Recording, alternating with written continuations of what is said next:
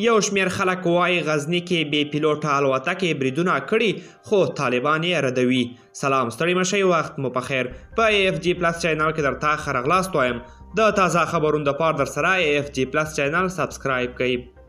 د غزني اوسیدونکي وایي دغلته پخواني PRT سیمه کې د ناټو پر پخواني مرکز بې پیلوټه الوتکې بریدونه کړي دي خو طالبان یې ردوي. د غزني یو شمېر اوسیدونکي وایي د جمعې په ورځ مازدیګر غزني ښار ته څیرمه بې پیلوټه الوتکو بریدونه کړي. دوی وایي د بریدونو پر مهال د ناټو پخواني مرکز یا د PRT سیمه په نښه شوې او بمبار شوې ده. دغه PRT سیمه په غزني ښار کې د کابل کندهار پر لویه لاره په شاوخوا 4 کیلومترۍ واټن کې پرته ده. غزني کې د هوایي بریدونو ادعا طالبانو د حکومت سیمه ییزو ویاندویانو ردوي او وایي دغلته کوم هوایي برید نه دی ترسره شوی.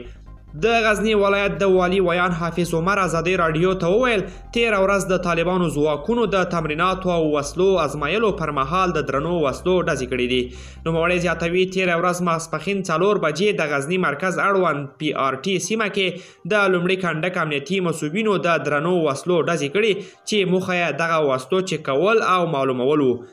په غزني کې مشت هیوادوال هم لږ په اندېښنه کې دي چې ګواک کې دغه ډزې ډرون تیارو کړي.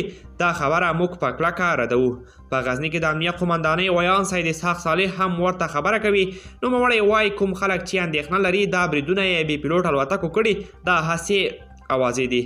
دا په داسې حال کې ده چې د غزني د ډیرو سیمو اوسیدونکي وایي د طالبانو له راتګ وروسته هم ډیری وخت لیدل کیږي چې دغه بې پیلوټ الوتکې په هوا کې ګرځي خو دا لومړی ځل دی چې د بریدونو خبر راپورته کیږي.